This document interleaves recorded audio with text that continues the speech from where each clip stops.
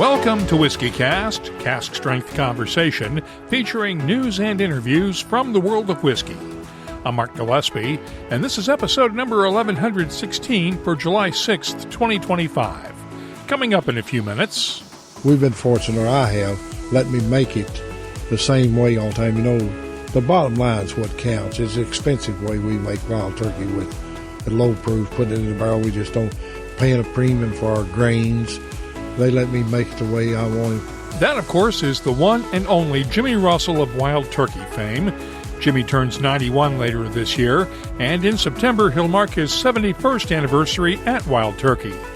I believe it's best to appreciate someone while they're still around, so this week we're appreciating Jimmy Russell with an interview I did with him back in the spring of 2009. He'll tell stories about the late Parker Beam and Booker Noe, and even back then he was thinking about his legacy. That's just ahead on Whiskey Cast in Depth. I'll also have the What I'm Tasting This Week department, Behind the Label, and much more. The news is next on this week's Whiskey Cast. Crafted with time, shaped by nature, perfected by generations. From Yamazaki to Hibiki to Hakushu, every drop of House of Suntory whiskey is a reflection of where it comes from. House of Suntory, this is Japanese whiskey. Enjoy responsibly. Suntory Whiskey Single Malt and Blended Japanese Whiskey. 43% alcohol by volume. Copyright 2025 Suntory Global Spirits Import Company, Chicago, Illinois. Hello, Gabriel Cardarella for Jewers. The 2025 release of our Jewers 19-Year-Old Champions Edition is a masterpiece, crafted for those who appreciate the finer things, whether on the course or in a glass. More on that in a moment. Let's get started with the week's news. It's brought to you by the Dalmore. All eyes are on Washington, where Wednesday could bring new trade tariffs against the European Union and other key trading partners after a 90-day pause expires. That, in turn, could lead to retaliatory EU tariffs on bourbon and other American whiskeys, which could spark a response targeting Irish whiskey and European spirits and wines. In short, an all-out trade war. Negotiators from both sides have been meeting with no reports of success so far. Treasury Secretary Scott Bessent told CNN today that the new tariffs could take effect on August 1st. Tariffs are not getting the blame for Edrington's huge drop in sales during the past year. The company reported its fiscal year results this week, and pre-tax profits were off by 26% for the owner of the McAllen and Highland Park. Edrington executives blamed lower consumer demand for the declines. The results were strong in China, South Korea, and Japan. Edrington has closed on its sale of the Famous Grouse and Naked Grouse whiskies to William Grant & Sons. Edrington wants to focus on its single malts, while Grant CEO Soren Hag pledged to make the Famous Grouse a true global icon. Argentina has given Scotch whiskey geographical protection status against imitators. It's the first foreign-made product to get the coveted status in Argentina. Scotch whiskey makers are looking at current economic conditions with a wary eye. A new report from the Scotch Whisky Association finds 3 out of 4 Scotch whiskey companies will defer investment in the UK due to the high tax burden in Scotland, and 1 in 4 plan to cut jobs. SWA leaders are calling on the Labour government to cut excise duty in the October budget as a way to spur investment and recruitment in the industry. The World Health Organization is calling on countries to raise alcohol taxes by 50% between now and 2035, along with raising taxes on tobacco and sugared drinks. The goal would be to reduce consumption while raising revenue. In the U.S., the Distilled Spirits Council called the move misguided and said higher taxes will only hurt responsible consumers while not affecting consumption. Another closing to report from the craft distilling world. Black Button Distilling is closing its tasting room in Rochester, New York. In a Facebook post, founder Jason Barrett cited challenging economic conditions for the decision. The distillery has won numerous awards for its whiskeys since opening in 2012. The last call will be on Saturday. J. Mattingly 1845 distillery founder Jeff Mattingly has sold his remaining stake in the Frankfort, Kentucky-based distillery to the Goldkorn & Company private equity firm. Goldkorn's Andrew Varga and Carl Cordova now control 100% of J. Mattingly 1845, while Cameron Mattingly will stay on as vice president of production, and all other employees will stay in their jobs. Glenfarclas is getting back into the travel retail business after pulling out of the channel during the pandemic. The Grant family will work with Ian McLeod Distillers, which will represent Glenfarclas in the duty-free business. They've created a new collection that includes new 11 and 16-year-old single malts, along with the classic Glenfarclas 105 and a new 35-year-old single malt. Pricing ranges from £49.99 for the 11-year-old to £79.99 for the 16-year-old and £765 for the 35-year-old. And speaking of travel, if you're planning a trip through the U.S. with whiskey in your checked airline luggage, keep an eye on the ABV. The TSA is enforcing new restrictions on alcohol in checked baggage with an upper limit of 70% ABV. Anything under 70% is fine, as long as it's in a sealed bottle and you're packing no more than 5 liters of whiskey per person. You can keep up with the latest whiskey news all week long at whiskycast.com and in the WhiskyCast community app. The news is brought to you by the Dalmore. Hello, Richard Patterson here, Master Distiller, Master Blender for the Dalmore. You know, whenever the team and I are in the world sharing our exceptional single malt, we like to keep in touch with Mark Gillespie and the latest news from WhiskyCast.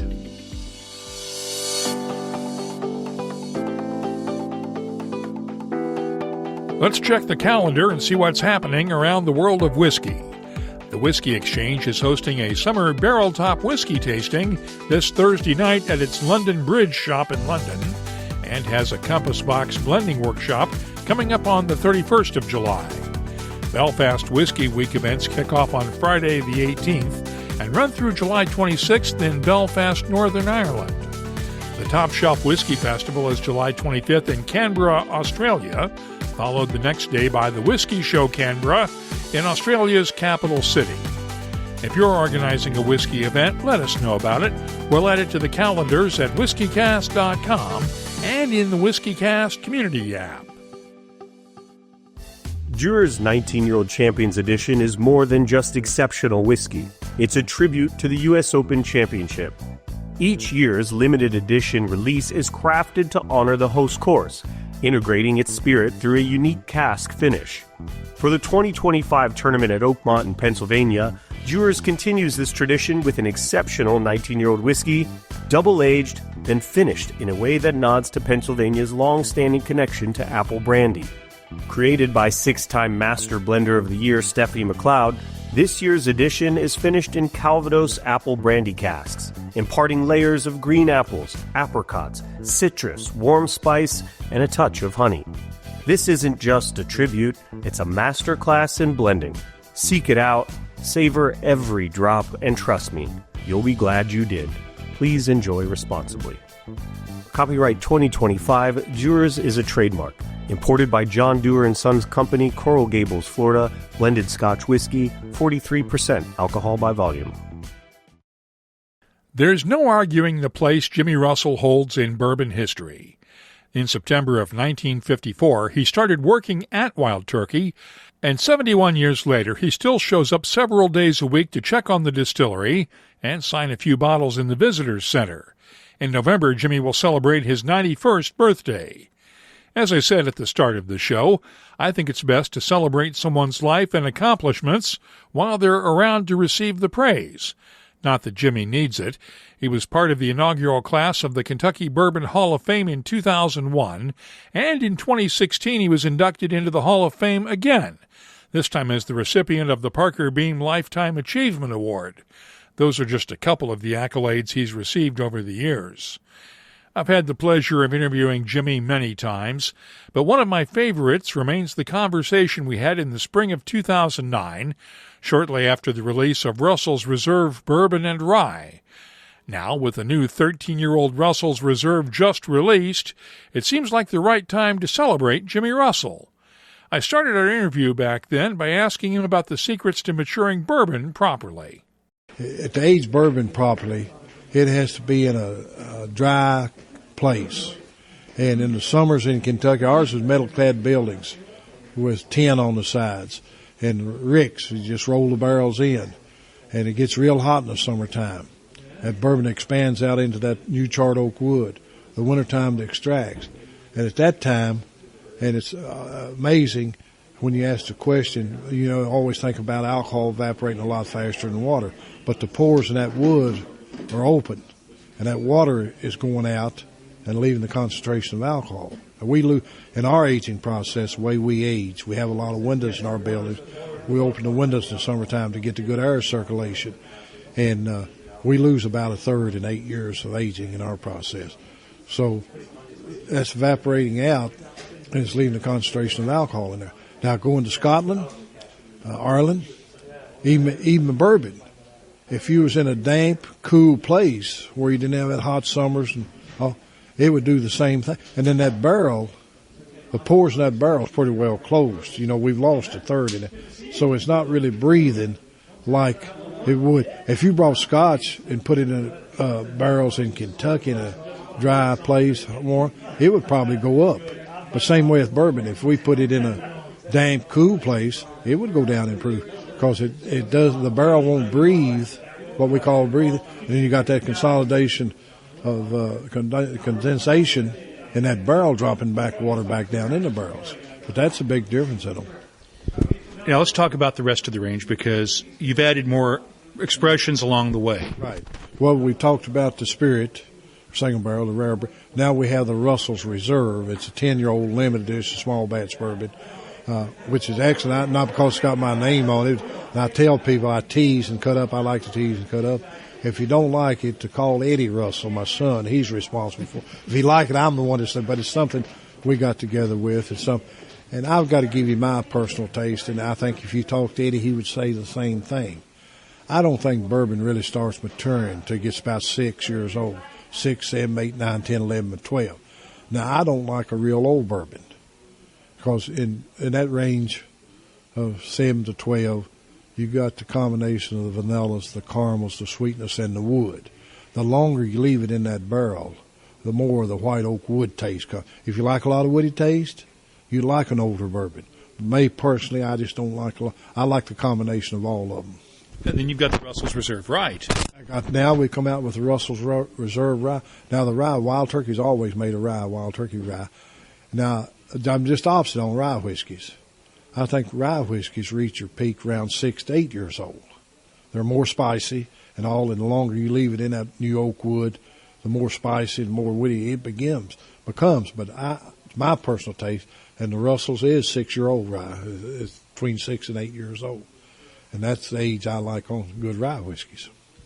The Russell's Reserve puts you in a very unique category because basically it's you, Elmer T, Lee, and Parker Beam that are the only living distillers that have whiskeys named after. That's correct. We're the only three that it was. For a long time, it was just Booker and I, and then Elmer, and now Parker's there, and then Booker passed away on us, so it's and Elmer.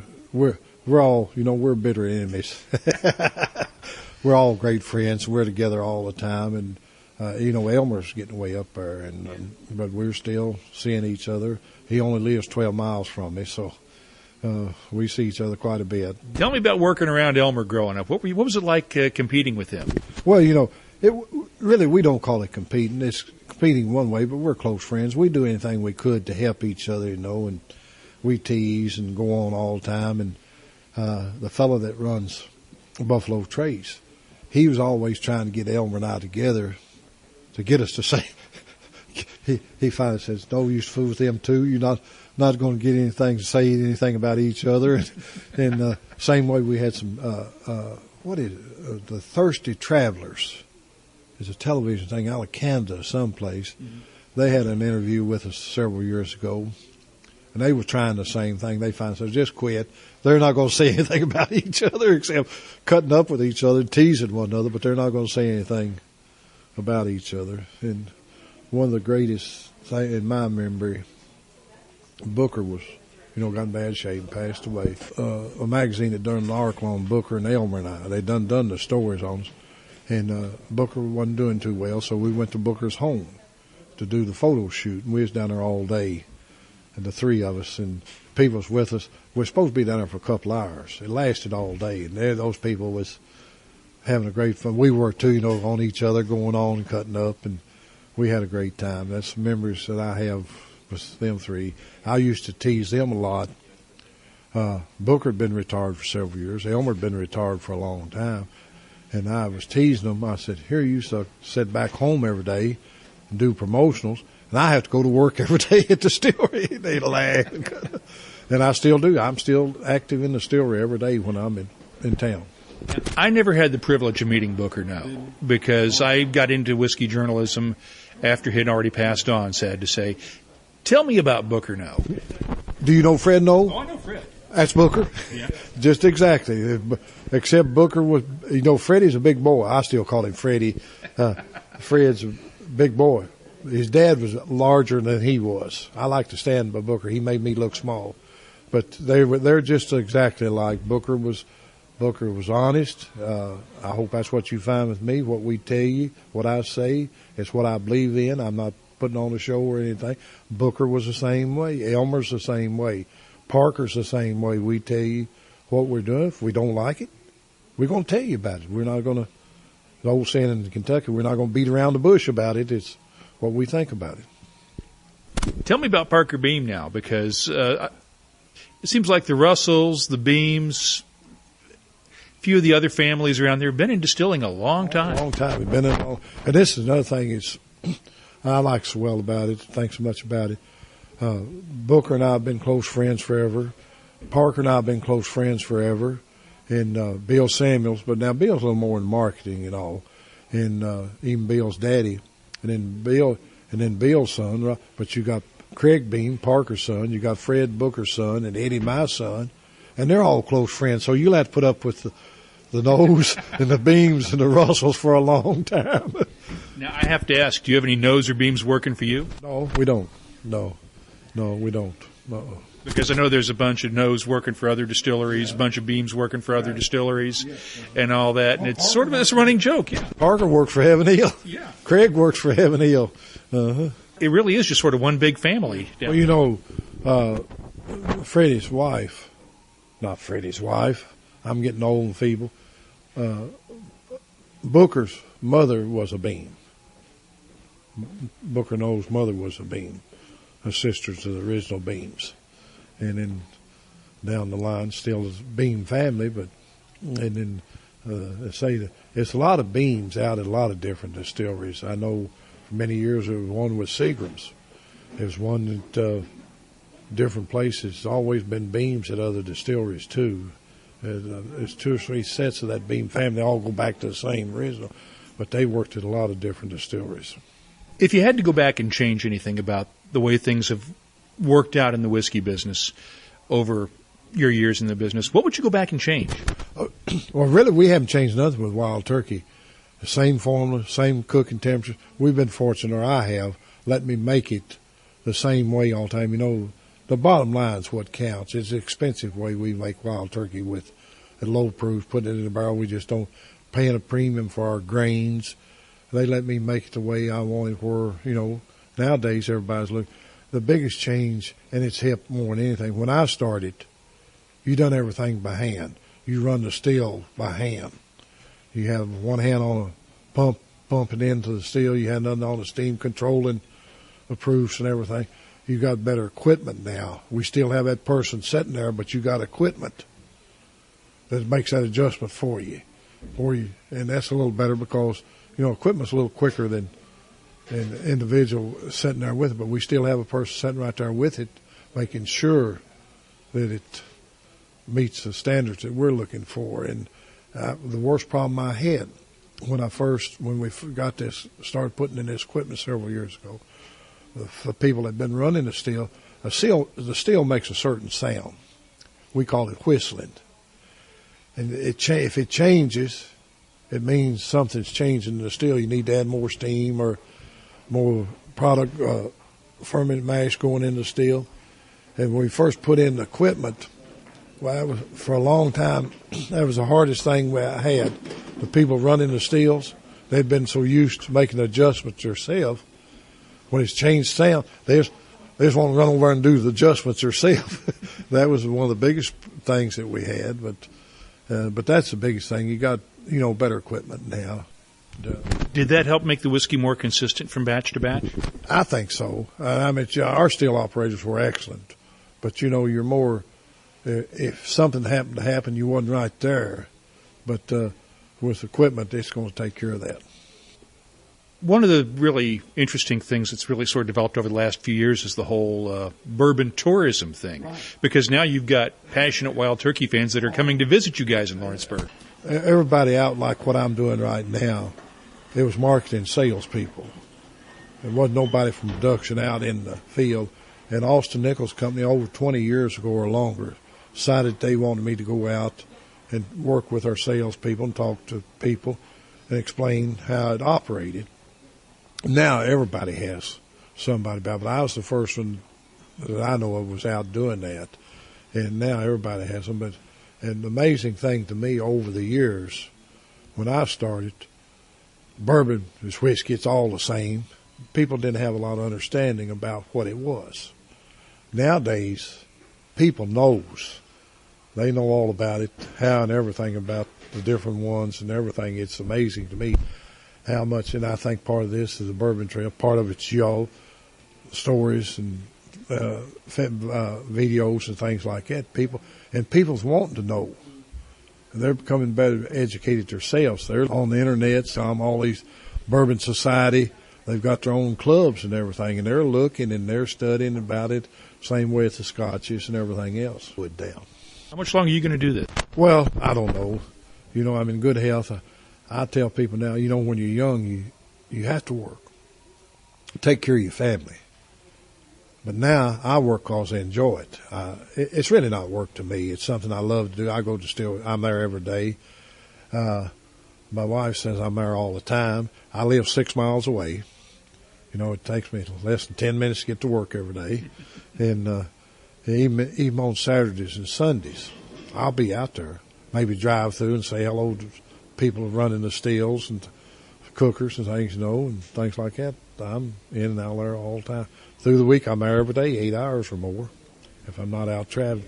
And I'm at the plant 90% of my time. A lot of people think I'm traveling all the time, but I'm not. 90% of my time, year-round, I'm at the plant. What do you want your legacy to be? Well, knowing the biggest thing I want is Wild Turkey being consistent. That it tastes the same today, tomorrow, 20 years ago.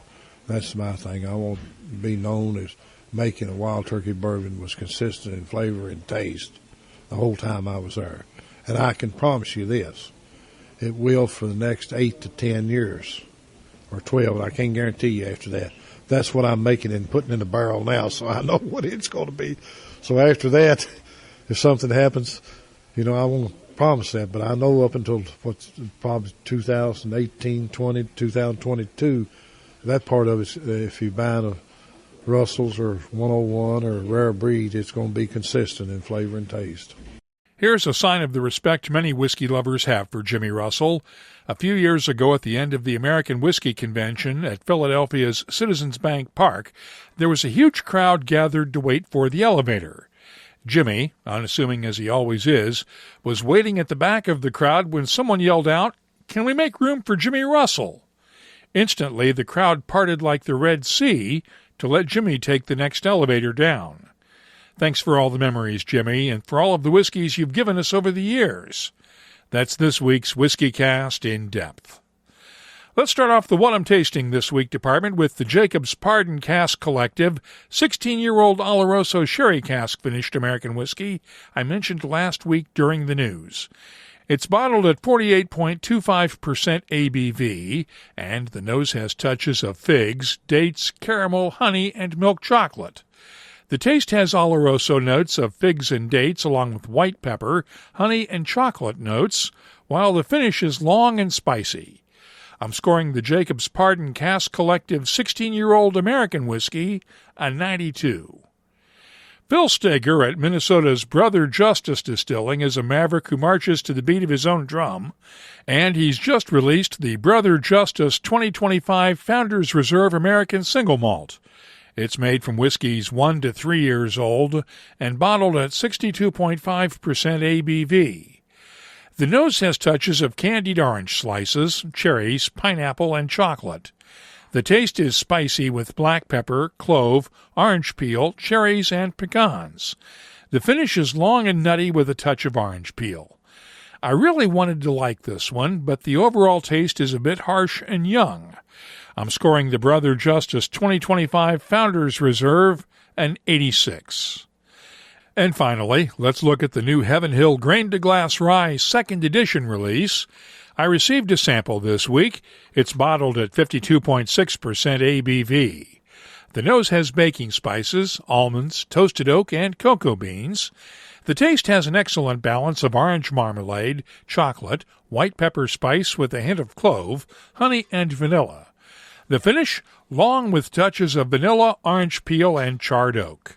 I'm scoring the Heaven Hill Grain to Glass Rye 2nd Edition release a 94. I'll be adding these whiskeys to our searchable list of nearly 3,900 whiskeys from all over the world. Check it out this week at whiskycast.com. Japanese whiskey began with Shinjiro Tori's vision to reflect the true nature and spirit of Japan. The House of Suntory was founded on these principles, guided by generations of craftsmanship that have transformed time, nature, and precision into something greater than the sum of its parts. Pure waters from the mountains of Hakushu, Mizunara oak shaped by decades of patience, a blending philosophy rooted in harmony. These aren't just techniques, they're a way of thinking, a quiet pursuit of balance and depth.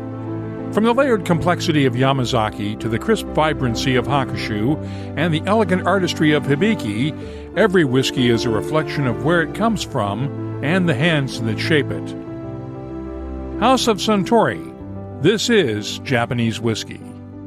Enjoy responsibly. Suntory Whiskey Single Malt and Blended Japanese Whiskey. 43% alcohol by volume. Copyright 2025 Suntory Global Spirits Import Company, Chicago, Illinois. Let's open up the inbox now and see what people are talking about this week in our community segment. Had a couple of comments on last week's episode with Troy Bolotnick of Filmland Spirits. Steve Joyce works on the team that produces the infamous Buckfast tonic and posted this comment on LinkedIn. Just a bit different from production over this side of the pond. Not sure I can see a bottle of Bucky being sent out with a superhero image on the label, though Bucky Man has a certain something about it. A mild-mannered staff member walks into a phone box, and out strides, or staggers, Bucky Man and his faithful sidekick, Half-Cut. No, Steve, no. Noel Harity posted this comment in the WhiskeyCast community app. Thanks for the interview with Filmland Spirits this week. I've been enjoying the bourbon immensely. Also, just recently, I had an issue with one of their bottle corks and contacted them. Their marketing and sales manager, Zach, immediately sent me 3 replacement corks, since they consider them an important part of the bottle and its story. Excellent customer service. I may even become one of their investors here shortly. By way of explanation, the Filmland Spirits bottle corks are designed to look like classic movie theater film cans. And we got a travel recommendation from Christopher Glenn this week in the app. Took a tour at Hard Truth Distilling yesterday while in Indiana. Had lunch first at their restaurant, and that was excellent. The rye old-fashioned was great, too. Unfortunately, they were cleaning over the holiday week, so we didn't get the full sensory experience, but I'd recommend stopping by if you are ever in the area. And personally, I plan to visit Hard Truth the next time I'm back home in Indiana. If you have a travel recommendation, question, comment, or suggestion, we'd love to hear from you. Download the free WhiskeyCast community app and join the conversation. You can also find us on social media. Just look for WhiskeyCast on X, Blue Sky, Threads, Instagram, and Facebook. Our email address, comments@whiskycast.com. Let's close out the show now with Behind the Label, our look at the history, science, and people who make whiskey unique. I mentioned the Jacob's Pardon American whiskey a few minutes ago, but what is an American whiskey if it's not a bourbon or rye? Well, American whiskey is a catch-all category under the TTB's Standards of Identity for whiskeys that don't fall specifically into one of the major categories. For instance, the distiller might have used previously used barrels to mature the whiskey in. That alone disqualifies it from being a bourbon or rye. The mash bill may contain less than 51% of any one grain. Once again, that disqualifies it from being called anything other than American whiskey. American whiskeys can also have natural flavorings added to them, as long as they don't exceed 2.5% of the total volume. Hope that explains the difference. If there's something you'd like us to look at on an upcoming episode, just get in touch with us.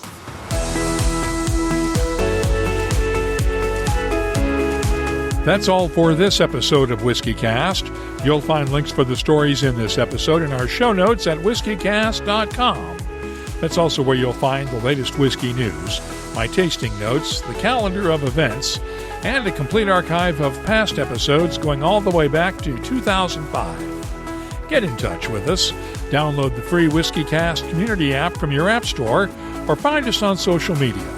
We're on Blue Sky, X, Instagram, Threads, and Facebook at WhiskeyCast, and our email address is comments@whiskeycast.com.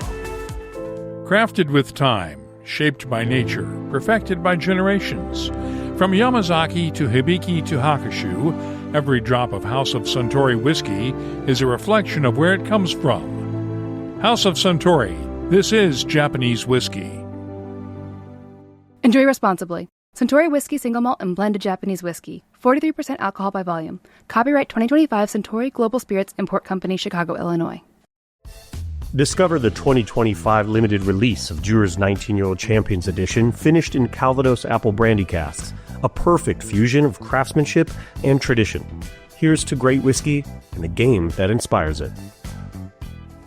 WhiskeyCast is a production of Cask Strength Media, copyright 2025, and comes to you from the charming, yet regrettably dry town of Haddonfield, New Jersey. I'm Mark Gillespie, reminding you that when you drink, please drink responsibly. Thanks for listening.